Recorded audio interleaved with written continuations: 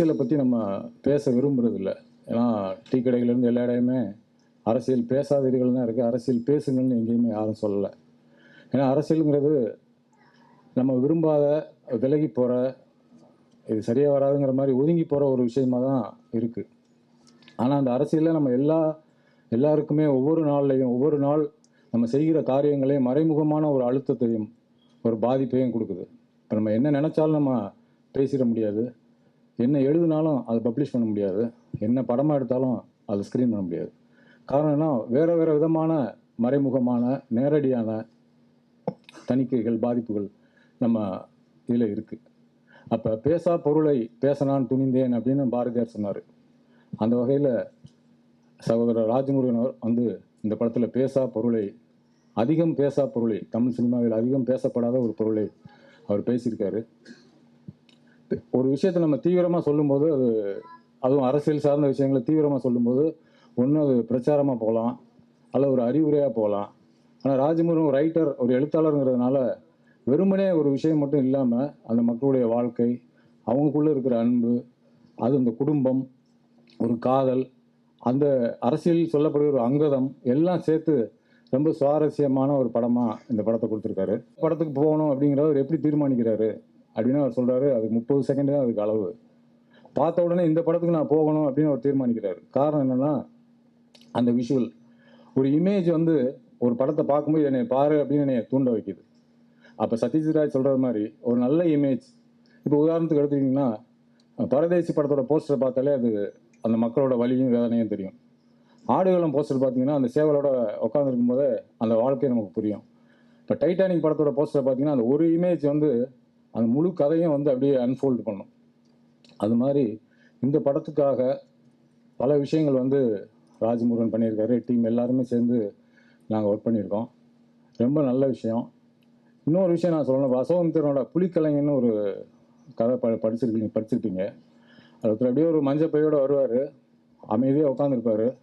எங்கே நடி பார்ப்போம் அப்படின்னோன்னா ஒரு டேபிள் மேலே ஏறி அப்படியே ஒரு புலியாக மாதிரி செவத்துலலாம் ஏறி தாவுவார். அது மாதிரி தான் எனக்கு சோமு பார்க்கும்போது சொல்ல தோணுது, அவர் ஒரு புலிக்கலைஞன் தான் அவர். எனக்கு இந்த மூவியோட ஸ்கிரிப்ட் முன்னாடி ராஜமுருகன் சொல்லியிருந்தார். எனக்கு ரொம்ப பிடிச்ச ஒரு ஸ்கிரிப்ட். ஸோ இன்றைக்கி இந்த கிடச்சிருக்கிற கொஞ்சம் டைம் நான் ஷான் ரால்டன் அப்படின்ற ஒரு அமேசிங் மியூசிஷியன் பற்றி பேசலான்னு நினச்சேன். எனக்கு என்னுடைய மியூசிக்கல் ஜேர்னியில் 2 பேரை நான் ரொம்ப ஒரு குருவாக நான் பார்ப்பேன். எனக்கு எல்லாமே அவங்கள்ட்டேருந்து அக்வயர் பண்ணதான். ஒன்று பிரதீப், இன்னொன்று ஷான் ரால்டன். அவங்க 2 பேரும் தான் மியூசிக்கை எப்படி பார்க்கலாம், பல விதமான மியூசிக் எப்படி ஒரே இடத்துல நம்ம கற்றுக்க முடியுன்ற ரொம்ப வியந்து நான் அவங்கக்கிட்ட நான் அதெல்லாம் கற்றுருக்கேன். ஸோ ஷான் ரால்டனோட மியூசிக்கல் எபிலிட்டி எனக்கு ரொம்ப நல்லா தெரியும். Is one of the best musicians in the world that I know. Plus அவர் எழுதக்கூடியவர், பாட்டு அப்படியே டைரெக்டாக பாட்டாக பர்ஃபார்ம் பண்ணக்கூடிய வெகு சில டேலண்ட்ஸில் அவரும் ஒன்று. ஸோ அவருடைய ஸ்கில் கரெக்டான இந்த தமிழில், அதாவது இந்த மெயின் ஸ்ட்ரீம் மூவிஸில் அது கரெக்டாக அது எல்லாருக்கும் எப்படி இருக்குன்றதை காட்டுறதுக்கு உண்டான ஒரு ரொம்ப ரொம்ப நல்ல ஒரு படமாக நான் அந்த ஜோக்கரை பார்க்குறேன். ஸோ இது மேபி ஷான் ரால்டன் பண்ணக்கூடிய பல விதமான மேஜிக்கில் இதுவும் ஒரு சின்ன ஒரு பார்ட்டாக இருக்கும் நான் நம்புகிறேன். இந்த படம் இந்த ஃபஸ்ட்டு சிங்கிள்ஸு என்னங்கடா அவங்க சட்டம், என்னங்கடா அவங்க திட்டம், அந்த பாடல் ரிலீஸ் ஆனோடனே எல்லோரும் என்கிட்ட கேட்டது, என்ன அரசியல் படமாக ஆரம்பத்திலேயே ஹீரோவா அப்படின்னு கேட்டாங்க. இது ஒரு அரசியல் படம் மட்டும் இல்லை, இது ஒரு நல்ல காதல் கதை கொண்ட ஒரு அரசியல் படம். இந்த படத்தில் முதல்ல எனக்கு ராஜமுருகனுக்கு நன்றி சொல்லிக்கிறேன். ஏன்னா இந்த படத்துக்கு எனக்கு வேற ஒரு கேரக்டருக்காக தான் என்னை அப்ரோச் பண்ணியிருந்தார். அதுக்கு காரணம் ஒன்றும் பெரிய விஷயம் கிடையாது. ஆரண்ய காண்டத்தில் நான் ஒரு வயசான வேஷம் போட்டேன். அது ஓகே. அப்புறம் என்னை பார்த்துட்டு, நான் இப்போ சென்னையில் இல்லை, திருவண்ணாமலையில் தான் இருக்கேன். நான் இருக்கிற இடம், என் பொண்ணு படிக்கிற ஸ்கூலு, நாங்கள் ஒரு சின்ன வீட்டுக்குள்ளே தான் இருக்கிறோம். அது ஒரு பெரிய மரங்கள் அடர்ந்த ஒரு இடத்துல இருக்குது. அவர் அப்படியே ரிலாக்ஸ் ஆகிட்டார் வீட்டுக்குள்ளே வந்தோடனே. நான் வேறு மாதிரி இருந்தேன்னா அப்படியே பார்த்துட்டு ஒரு வாரம் கழிச்சு நீங்கள் இந்த ஜோக்கரை நீங்களே பண்ணிடுங்க அப்படின்ட்டாரு. ஒரு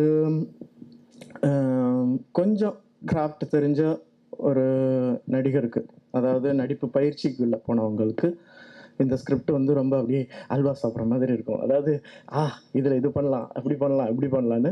ஆனால் எல்லாமே கண்ட்ரோல்டு பை மிஸ்டர் ராஜமுருகன். என்னை பொறுத்த வரைக்கும் சினிமா இயக்குநர்களுடைய மீடியா, இதில் எந்த இதுவும் எனக்கு சந்தேகம் கிடையாது. இந்த படத்தில் எனக்கு வாய்ப்பு கொடுத்த, இந்த படத்தை எடுக்கிறதுக்கு வாரியர், அதான் ஒரு செழியன் சொன்னார், வாரியருங்கிற ஒரு அந்த தன்மை இருந்தால் தான் இந்த படத்துக்கு ஓகே சொல்ல முடியும், இல்லைன்னா ரொம்ப கஷ்டம். ஏன்னா இது ஒரு டிஃப்ரெண்ட் மூவி, ஆனால் தேவைப்படுற மூவி. ஏன்னா சில சமயம் மருந்து தேவைப்படுது இல்லை, டெய்லி நமக்கு மருந்து தேவைப்படாது, சம்டைம்ஸ் நோய் ஆகும்போது மருந்து தேவைப்படும். இது அப்படிப்பட்ட ஒரு மூவியாகவும் இருக்கும், ஒரே மருந்து மட்டும் இல்லை. அது துணிஞ்ச பிரகாஷ் சாருக்கும் பிரபு சாருக்கும் நான் ரொம்ப நன்றி சொல்லிக்கிறேன். எனக்கு இந்த படத்தில் முக்கியமாக இன்னொருத்தருக்கு நன்றியை சொல்லி ஆகணும், செலியன் சார் டீமில் இருக்கிற ஸ்டெடிகேம் ஆப்ரேட்டர் மிஸ்டர் கண்ணன். ஏன்னா இந்த படம் முழுக்க ஸ்டெடிகேமில் எடுக்கப்பட்ட படம்.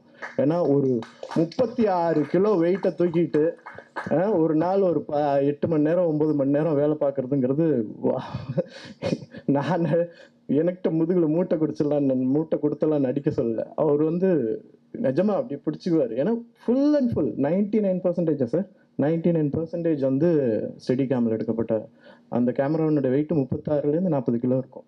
ஸோ அவருக்கு மிக்க நன்றி சொல்லிக்கிறேன். ஏன்னா அவர் தான் ஃபுல்லாக இதை கவர் பண்ணியிருக்கிறார். எனக்கு வந்து சில வார்த்தைகள்லாம் ரொம்ப பிடிக்கும். அந்த வார்த்தைகள் என் வாழ்க்கையில் சில விஷயங்கள்லாம் புரட்டி போட்ட வார்த்தைகள். கொலம்பியாலேருந்து வந்த நண்பர் ஒருத்தர் வந்து, அவர் பேர் ஐரோ, அவர் வந்து சொன்னார், நீ மாறுபட்ட வாழ்க்கையை வாழ வேண்டும் என்று நினைத்தால் ஏழையாக சாக பயப்படாதே. இதை நான் அவங்கள்ட்ட இந்த நேரத்தில் பகிர்ந்துக்கணும்னு ஆசைப்பட்றேன். ட்ரீம் வாரியர்ஸ்னுடைய ஜோக்கர் கண்டிப்பாக வெற்றிப்படும். இந்த ஆல்பம் எல்லாராலும் பேசப்படும் நம்புகிறேன். நன்றி. ராஜா, உனக்கு ஒரு பேக் ஸ்டோரி இருக்கிற மாதிரி எனக்கு ஒரு பேக் ஸ்டோரி இருக்குது. ஏன்னா இந்த படத்தை நான் ப்ரொடியூஸ் பண்ணுறதா இருந்தது. நல்ல வேலை பண்ணல, ஏன்னா என்னோட நல்ல ப்ரொடியூசர் பிரபு, பிரகாஷ், எல்லாரும்.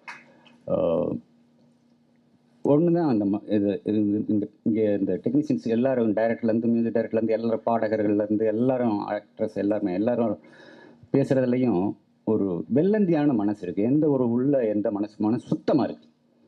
எல்லாரும் எல்லாரோட பேச்சும். ஸோ இவங்களோட மனசுக்காகவே இந்த படம் வந்து மிகப்பெரிய வெற்றி அடையும்னு நான் நம்புகிறேன். நன்றி. தேங்க்யூ. எல்லாருக்கும் பிடிக்காதுங்கிற பற்றின எந்த அக்கறையுமே எனக்கு இல்லை. ஃபஸ்ட்டு அது மேலே எனக்கு பெரிய நம்பிக்கையும் கிடையாது. அப்படியான எந்த தாட்டுமே எனக்கு இந்த ஸ்கிரிப்ட் எழுதும் போதும் இல்லை, இப்பையும் இல்லை. ஸோ இந்த படம் அதே மாதிரி இது என்ன மாதிரியான படம் அப்படிங்கிறதும் எனக்கு ரொம்ப எளிமையான ஒரு சின்ன படம். பட் இந்த படம் சில விஷயங்களை கிரியேட் பண்ணும் அப்படின்னு நான் நம்புகிறேன். ஃபஸ்ட்டு விஷயம், நம்ம நாட்டுடைய கருத்துரிமை, கருத்து சுதந்திரம், அதோடைய எல்லையை, கலையிலேருந்து வரக்கூடிய கருத்து சுதந்திரம், அதோடைய எல்லையை வந்து கொஞ்சம் அதிகப்படுத்தும்னு நம்புகிறேன். ஃபஸ்ட்டு விஷயம். ரெண்டாவது, நம்ம தொடர்ந்து பேசக்கூடிய மக்கள், அரசியல், கலை, இலக்கியம், சினிமா எல்லாத்துலேயுமே பாடுபொருளாக இருக்கக்கூடிய அல்லது நம்ம டார்கெட் பண்ணக்கூடிய மக்கள், பாடுபொருள்னு சொல்லலை, நம்ம மார்க்கெட் பண்ணக்கூடிய மக்கள் யார் அப்படின்னா, இங்கே இருக்கக்கூடிய எல்லா அரசியல் தலைவர்களும் ஓட்டு வாங்குறவங்க, இங்கே சூப்பர் ஸ்டார்களாக இருக்கிறவங்க எல்லாருமே யாரை டார்கெட் பண்ணுறாங்க அப்படின்னா, எதுவுமே தெரியாத 6 கோடி மக்கள் தான். தமிழ்நாட்டில் 8 கோடி மக்கள் இருக்காங்கன்னா, எந்த அறிவும், அடிப்படை அறிவும் இல்லாத அல்லது புரிதல் இல்லாத 6 கோடி மக்கள் தான். சுதந்திர போராட்டத்தில் வந்து 30 கோடி பேரில் 2 கோடி பேர் தான் பங்கெடுத்துக்கிட்டாங்க அப்படிங்கிறது மாதிரி தான் இன்றைக்கும் 100 கோடி பேரில் 10 கோடி பேர் தான் அறிவுத்தளத்தில் அல்லது இந்த வாசிப்பில் அப்படி இயங்குறவங்க. மீதி இருக்கிற அத்தனை பேருமே எந்த புரிதலும் இல்லாமல் யார் பின்னாடி வேணாலும் போகிறதுக்கு அந்த நேரத்து சூழ்நிலையை வச்சு டிசைட் பண்ணுறவங்க தான். அவங்கள தொடர்ந்து பலிகடாவாகவும் அப்பாவியாகவும் பயன்படுத்திகிட்டே இருக்கக்கூடிய ஒரு பவர், ஒரு சிஸ்டம், அதை நோக்கின ஒரு கேள்வி தான் இந்த படம். சின்ன கேள்வி, அதை கேட்ட ஒரு திருப்தி மட்டும்தான் எனக்கு இருக்குது இந்த படத்தில். ஸோ அதுக்கு மேலே வந்து அதை எடுத்துக்காது எல்லாமே வேறு விஷயம். அப்படி நிறைய பேர் கேள்வி கேட்டிருக்காங்க. பாலா சார், வெற்றிமாறன் சார், தொடர்ந்து எல்லாருமே வந்து அந்த ஒரு பவர் இருக்கு இல்லையா, நம்ம எளிய மனிதர்களை இது பண்ணுறோம், அதை நோக்கியான கேள்விகள் கேட்டுட்டாங்க. அதில் இன்னொரு கேள்வி, இந்த படத்தில் வந்து ஒரு பாட்டில் என்னங்க சார் சட்டத்தில் மொத்தமாக வந்து ஒரு கேள்வி இருக்கும், இன்னொரு பாட்டு அது ரோலிங் டைட்டில் படத்தில் வராது.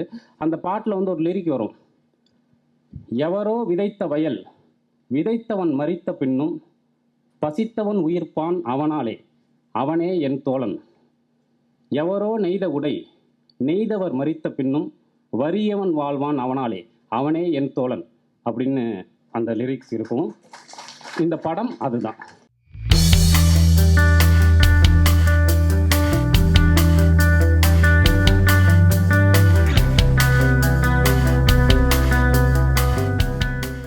எல்லாமே இது ஆர்கே நகர் தொகுதி முதல்ல சிஎம் தொகுதி ஆகி கூட எந்த விதமான பெனிஃபிட்டும் கிடையாது.